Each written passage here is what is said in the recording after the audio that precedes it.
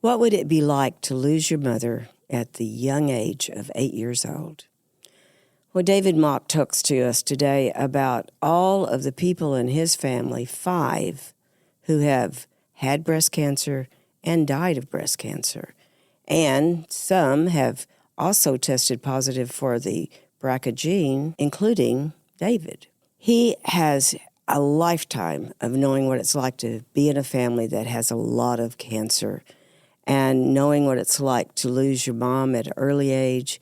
But one of the things he's determined to do, and that is to be an advocate, to tell people in Washington how important research is.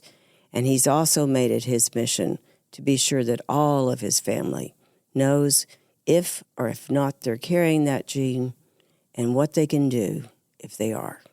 When you subscribe to our show, you help us grow. Someone you know may need to hear this story, so please share with your family and friends and consider supporting our mission at therose.org. Let's talk about your breast. A different kind of podcast presented to you by The Rose, a breast center of excellence and a Texas treasure. You're going to hear frank discussions about tough topics, and you're going to learn why knowing about your breast could save your life. David, it's so nice to have you with us today, and I have to tell you, your story is one of the most unusual I've ever heard. It's very unfortunate. In all this time that I've been in the breast cancer world, and it's just amazing, first of all, how much you know about your family history, because that is the big gap that we find over and over again. People don't know, that there could have been something going on in their family. So just take a minute and share with us how cancer, breast cancer, has been in your life, all your life. Yes, it has. As far back as we can remember, my grandmother on my mom's side, she passed away at an early age of breast cancer. My mom was still in school, and her twin sister was still in school. And so I never met her. They ended up joining the service, and that's where my mom met my father. My mom had 4 kids. I'm the youngest. And when I was about probably 4 or 5 years old, my mom was diagnosed with breast cancer, and she fought it for as long as she could, a few years. She was 37 when she passed away. Oh. I was 8 years old, and so it was already having a profound impact on our family. Further through the years, my sister, the only daughter, at 35 years old, she was diagnosed with breast cancer. She fought it, a long battle. She made it about 10 years, and at 45 years old, she passed away. So she had 2 kids. And I forgot to mention that my mom's twin sister died a year before her. So every generation of women in my family have been affected. My niece, who was my sister's daughter, she had the BRCA test done, and she came back positive for the BRCA gene, or for the cancer gene. So she made the decision at, I think it was 27 years old, that she had a double mastectomy. So she is living healthy today, and we hope that that breaks some type of cycle. But, it's just been a tragedy after tragedy for us. It sounds like it. Yeah. And there were other types of cancer in your family also. Yes. So my brother has been diagnosed with colon cancer, or prostate cancer, and he is battling that. He's on chemo right now. It's been about a 10-year stint for him. My dad passed away. He had a glioblastoma tumor in his brain, and from the time he was diagnosed till the time he passed away, it was 3 months, so it was pretty radical. Oh, my gosh. Now, yes. I talked to some of his Air Force friends, and they told me that it was not uncommon in those days, because when you were in an airplane, you were wearing a headset, and that headset, the Air Force identified that it was causing these tumors, and the first thing they did was had them, every time you would fly, you would switch it from one ear to the other, and they thought that might help stop or slow down at least. So that was an occupational thing. I don't think it's a genetic thing. Genetic, because, right. You also tested. So I had the BRCA test, and I tested positive for several different types of cancer. So, or I'm carrying the gene. So, and about 15 or 20 years ago, I had ulcerative colitis real bad. Mm-hmm. And so my gastroenterologist told me that, it increased my chances for having cancer.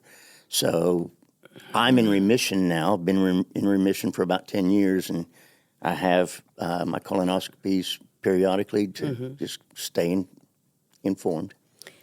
How did it feel when you found out you also carried that gene? Well, it didn't surprise me, and I think if everyone tested, more people would know more about things that they may be carrying. Mm-hmm. So I've also had a mammogram, and it came back negative. So I do that every 5 years, and I do the self-exams, Mm-hmm. Yeah. Mm-hmm. And within your family, did people always talk openly about breast cancer, or was it? Well, so, you can't hide from it, and so my mom was very good sister-in-laws. She had 2 sister-in-laws, and so they always, like to stay in touch with us about, What's going on. Yeah. And, yeah. So 8 years old when you lost your mom. Mm-hmm. How in the world did you handle that? Well, so it was difficult. One reason is because my 2 older brothers they're 6 and 7 years older than me. Mm-hmm. My sister was 4 or 5 years older than me. So my brother took on the role. My oldest brother took on the role of taking care of the family because my dad was in the Air Force, so he was gone quite a bit. We actually moved in with my grandparents. There was a very sympathetic tone to the family for us kids. Mm-hmm. Whenever there was cousin reunions, you could feel it. You could feel that because we'd lost our mom, everyone kind of had that sympathy for us. And kind of looked after you or were careful. Yes. Yes. And at school, did kids know all this, or did they? Well, so one of the things about being an Air Force brat is you don't stay at schools very long. Well, true, you move true. around, so you're always trying to make new friends. Mm-hmm. And right after my mom died, my dad remarried, and we moved to Texas. We lived in Southern Ohio. So we moved to a whole new environment, and nobody knew me. Nobody knew my history, and I didn't talk about it. Mm-hmm. I will say that it took me probably till I was about 25 or 30 years old before I could walk into a hospital again. I didn't like them. Oh, my gosh, yeah. David. My mom, she went through, back in the day, this is in the mid-'60s, and at that time, research was, they were trying all kinds of stuff. Mm-hmm. And there was actually times where they had so much radiation that she had big lesions all over her body. Mm-hmm. And so she had a very painful time with it. Yeah. And there was times that they wouldn't take me to see her because they didn't want me seeing her like that. But later, as I became an adult and me and my brothers and sisters started talking more about it, my oldest brother told me some stories that I'm glad I didn't know at the time, Right. It would have been too much. Yeah. For a young boy to handle. Now, you're married. I am. And you have children? I do. I have a daughter. She's 37. I have a son. He's 41. My daughter has tested for the BRCA, and she came back negative.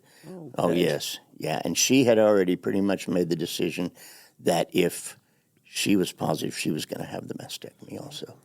And that is a decision that many women have decided to make. It's just not worth the surveillance or the worry or all of the things that can happen with breast cancer that we know. When you're carrying it, it's an option. It's a tough decision. It is very tough. But it's an option, and unfortunately, that's what we've got right now. Yeah. Well, my niece, she came to grips with it, and she knew it was what she had to do, and did not let it affect her at all. She's a very happy young girl. It's it's a story I didn't tell until I became an adult. And I have a lot of friends that are surprised to hear it. Oh, yeah. Yeah. Well, now, and you were recommended for this podcast by Charlie, who's been on our show several times, and he is a male breast cancer survivor.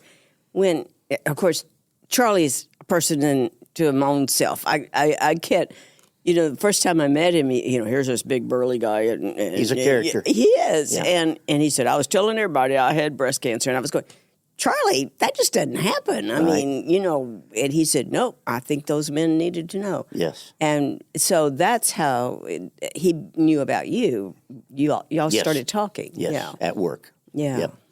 And another thing that kind of opened me up, we started having a team at the Relay for Life, and we did that every year. We were actually on the board, and that got me involved with the American Cancer Society to some degree. We were in the Pasadena chapter. It was an overnight thing, and we took pride. It was a great event. It was a great event. Yeah. We took pride in our team, and we were the leading fundraisers one year, which was nice. Me and my wife were both asked to be community ambassadors for the American Cancer Society, and we traveled to Washington, D.C. several times to advocate, and they have a relay outside on the Capitol grounds. And so we did the all-night relay, and that is really, really special there, with all the luminaries and stuff. Oh. And we met with congressmen and senators, and we would ask them to increase funding for the American Cancer Society. And we asked that the funding be used for educating the public and patient services and a few other things. But we were successful in getting the price of cigarette raised $1 a pack. Congratulations. Yeah, well, not all my friends liked that, but hey, the intent was if we could make it unaffordable for children, that maybe they wouldn't start smoking. And, there's research out there that shows if you don't smoke as a child, you're probably not going to smoke as an adult. Right. Yeah. And that is one of the most, the only cancer probably that we could really make a difference in. Oh, yeah. When you get down to why it starts and how it starts and all of that. And I know, that's been a real challenge, especially in Texas, because it's just a state that wants to do its own thing. You know, it took a long time to. There's good and bad with that. So. To get the smokeless areas and the smoke-free cities and those kind of things. But it has made a difference. It is saving lives. I'll tell you that there has been a change in society. There are people that they're still going to step outside and smoke, but there's just not as many. I think it's had a positive impact. Oh, yeah. Yeah. Oh, yeah. What was it like talking to the Congress? I mean, so Kay Bailey Hutchinson, I'll mention her by name. She was overwhelmed, and it brought a tear to her eye. And whenever we leave, we try to get a commitment from them. We try to get them to say, "I'm on your side. I'm going to fight for this." Right. And so it was a different experience. And sitting in the chamber and watching them vote and stuff like that, that is. Everybody should do that, and it's open to the public. You can walk in and watch it. Yeah. Yes. And I've only done it once in Washington, but did it several times at Austin. Okay. Where you're testifying and you're telling your story. But really, it is telling our stories that another person hears, and we have to remember our representatives and senators are people. That's right. They want to know what's going on with their constituents. Yes. And they really do care.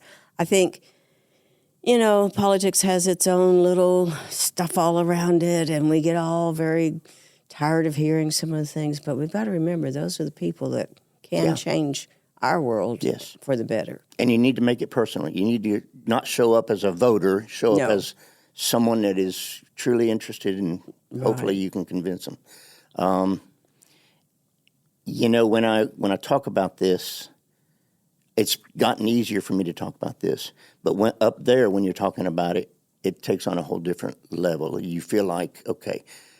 To me, the unfortunate part about cancer is most people have experienced someone in their life that had cancer, and it's kind of become a norm, but no one really talks about it. That's interesting. Yeah, so it's one of those things that you hear the numbers, but it's not numbers, it's people. You know, David, that's a very important point. I just, both things you said, it's not normal for us to have cancer. Right. It's not normal to have your cells dividing like that and all of those things. And if we don't address it as something not normal, it can't be just, oh, well, yeah, everybody's getting cancer these days, so what? Because we can't accept that. No. We just can't. Yeah. And any time that we are sharing our statistics, I'm always amazed at, if you just knew the women that make up these statistics, then it takes on a whole different feel. And in my situation, the sad part is that I never got to know my mom as an adult. There are a lot of things over the years that I just don't know. I don't know who her favorite singer was. I don't know what her favorite movie was. Things that just seem simple. And Mother's Day, for me, for the longest time, I mean, everybody was doing things with their mother. Now I had a stepmom, but it wasn't the same. No. Yeah. No. And I know she understood that. Yeah, she tried hard to fill the role. So I didn't lose my mother at 8, but I did at 20 from cancer. And, you know, I think even at that age, when I was 20, I really didn't know what it was going to be like 10 years later, 20 years later, because there's so much I don't know about her. Yeah. And so much I wish she knew about me. Right. You know, that's the part. I think the same way about my kids. I wish they knew her, and I wish she could see them, because I'm very proud of them. And I know she's proud from above. But, yeah, it's a side of my life that it was gone, you know, and... Of course, that's why we keep stressing. Yes. In this day and age, it is a treatable thing, not like it was in the 60s. No, they've come leaps and bounds, yes. Yeah, and my mother was in the late 60s, and there wasn't anything they could really do. So we really have to stress, you know, that mom, that's what holds us together. And moms are dying every day now. Yeah, they really are, and it is so sad. One thing that surprises me is there is a small percent of society that thinks cancer research, that they could find a cure, but then they would lose all this money, you know. And it's like, so what is your recommendation? Just stop research, you know? Yeah. No. No. With the stem cell stuff that's happening right now and DNA. Yes. Yeah, I feel like we're close. Oh, we're so close. Yeah. And if you have one treatment that can cure lung cancer from the immunotherapy, my gosh, that is as close as we've ever been. Right. You know, we should be really, really pushing all this. So, no, cutting research monies does not make sense. No. At all. But there is this philosophy by some, you know, conspiracy theorists. And I've heard that. Yeah. It's, what we've got to realize is nobody really wants another person to have to go through that. We really don't. Right. You know, we're people first. Yep. Just like you were saying, talk from your heart, tell your story. You're a person. Yeah. Not a number. You know, I shared your history with our genetic counselor. We have Amanda, who is a nurse practitioner, but she started our high-risk center and is doing genetic testing now. Very interesting how few people really are jumping to get genetic testing. Yeah. You know, and was that hard for you to do? No. You know, I consider myself fairly healthy. I could lose some weight, I'm sure. We all could, right, you know. Right. But I am a firm believer in having tests and understanding where you are. I have a colonoscopy scheduled here in a couple of weeks. So to go through life with no idea of what your possibilities are when it comes to diseases and stuff, that's not a good plan. Most people, well, I say that, if you have good insurance, you should be getting tested, and you should stay on top of yourself. And so you're making surveillance a real important part of your life. That's what getting those routine tests are. And one of the things, I'm glad you said it, if you have insurance, because our genetic testing here at the Rose is open to anyone. That's amazing. You don't have to have insurance. That's amazing. We have a incredible, Natera is a company that's working with us. And just as an aside, David, I can't tell you how many genetic testing groups came to us and said, we want to offer this to all your insured women. I said, when you offer it to my uninsured, I'll talk to you. Yeah. Oh, no, well, they have to have insurance. Well, this company stepped forward and said, we're going to handle that. We're going to take care of your uninsured. Good. So it is a very, I still think it's kind of a scary test to have, to find out you have something. Well, early detection is probably the single most important thing you can do if you are going to be fighting the fight. I mean, for me, I know that every time you go in for any test, that the possibility is there that your life's about to change. Right. But if you don't know and you let it grow inside of you, Yeah. it's not a good outcome. No. Yeah. And that's an interesting way to put it, because knowing is the first step of early detection. You bet. It sure is. All right, so Amanda said, I really would love to visit with this guy. Okay. And she said, did everybody in your family now, has everybody gotten genetic testing? So, no. My older brothers, they're staunch, don't tell me what to do type people, and so I've recommended it, but no, they hadn't done it. Yeah. Yeah. So I'm the baby brother, Yeah. Yeah. And what do you know? Yeah. No, I think as long as you keep telling them, and that's all we can do. Some people won't do it. She said, what is your family ethnicity? What do you know? So my great-great-grandfather and his brother came from Germany, and they came in through East Coast Port, and then one went south to Texas. We lost contacts with him, and we stayed up north. So my dad's family is from Southern Ohio. My mom's family was from outside of Chicago, and they met in a service in Corpus Christi. I have a brother that was born in Corpus Christi, a brother that was born in Oakland, a sister that was born in Ohio, and I was born in Massachusetts. Well, there's no connection there, that's for sure. No. And then we moved overseas for several years. Ah. Yeah. Where did you live there? France and Germany. Ooh. I barely remember. Oh. Yeah. Well, still, you could say you're international. Yeah. She also wondered, for you personally, what were the pros and cons about knowing? Well, I think you live your life understanding that at any day you might find out that you are going to have cancer also. It's always in the back of your mind, But I try to live my life in a positive way. I like to think positive. I'm a firm believer in karma, so I don't go through life cheating or lying or anything like that. And I hope that those life choices make a difference in the outcome for me.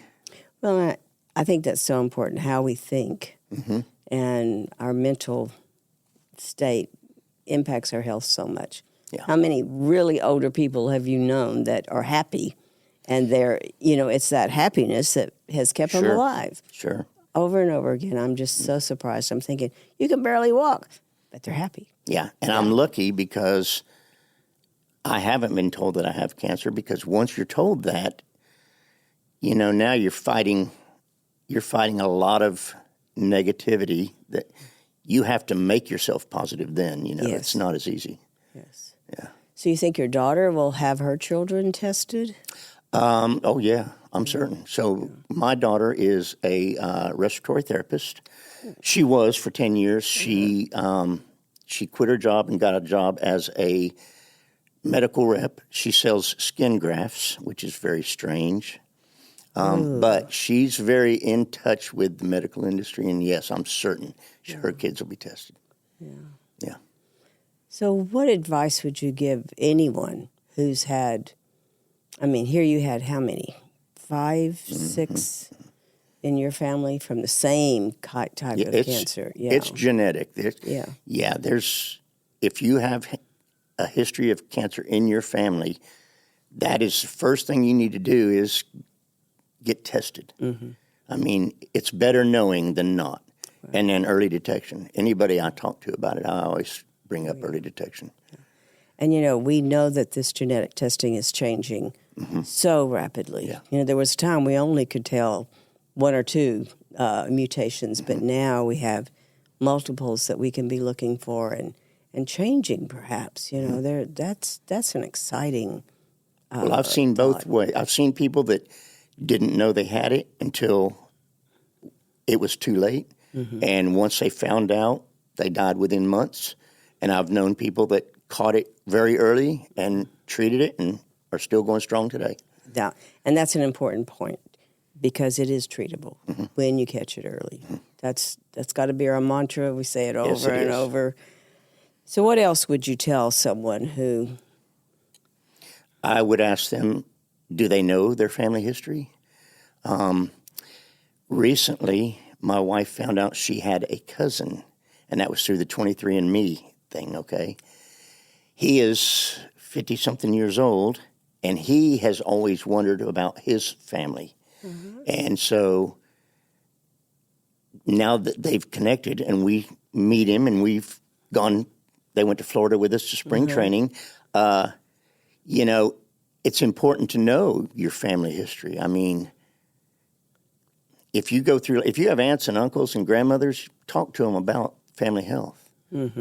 It's not a subject that really comes up much, but it needs to. I remember when my mother was diagnosed, she had a female problem. Right. They didn't say the word cancer. Yeah. Cancer was contagious, and nobody in the family had ever had cancer, so they called it a female problem. I thought, Yeah. And I'm sharing with you now, I'm 20 years old, and she's gone through a surgery, and the doctors have told us it's cancer, and there's nothing we can do but sew her up and wait. And when she woke up, the sisters were going to tell her something different, and I thought, she's got to know. Yeah. And that was probably the hardest thing for me to ever do. I'm certain. But you know what? When she woke up, she said, it's cancer, isn't it? Really? And I said, yeah, Mama, it is. Yeah. But we had 6 more months, and those were good 6 months. So it's strange to say that I was with my sister when she took her last breath. Me and my wife would spend days. She lived in Dripping Springs. I would go up there for 3 or 4 days. My wife would come and take over, and I'd come home. I will tell you, the last 3 months of her life, that was some of the most valuable time I had with her. It built a relationship between me and her that I'd never had in my life. And I appreciate it. It's unfortunate how it happened, but when someone is dying, it's a whole different relationship. Definitely is. Yeah. Well, David, thank you for sharing Thank you for having me. Personal and intimate story. And I certainly wish your daughter and the rest of your family a little bit healthier life here. Yes. And you, of course, for sure. Okay, so I have one question. Okay. This is the very first I've heard about the podcasts. How come we don't have some billboards out there just telling people about these podcasts? Well, I tell you what, that could be your next advocacy. Okay. You've got to raise us some money to get this out there. Okay. I appreciate that. One of the next steps that we have got to be very intent on is getting it on YouTube more and more and more, because that's where the people find these things. But, David, this is just one of the things we do here at The Rose. Yes. So it's the most exciting thing I've ever done, because we've been able to share people's stories in ways we never could have. And no one tells the story like you can. It's their story. Sure.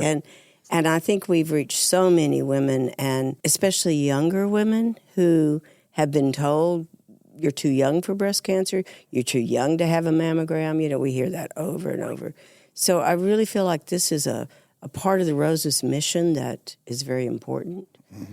And you certainly, as a guest, can share. And I guess the other thing is we can't stop breast cancer. But the more we know about it, mm-hmm. then we've got a chance. Mm-hmm. And so it just feels like this is part of what we're supposed to be doing, on top of the mammograms and the biopsies. And I think the insurance industry should be promoting testing because it's in their best benefit. It is. You know, absolutely. If they can catch it early, then they're not going to have years and years and years of medical expenses. Right. So we have to keep pushing for that. When are you going to Washington next? So believe it or not, now that I'm retired, I have a bucket list. Uh-huh. Washington's not on it because I've been so many times. Uh-huh. I have a bucket list, so I'm going to work on it. Thank you. Mm-hmm. Thank you for all your advocacy. Thank you. And thank you for being here. Giving me the opportunity.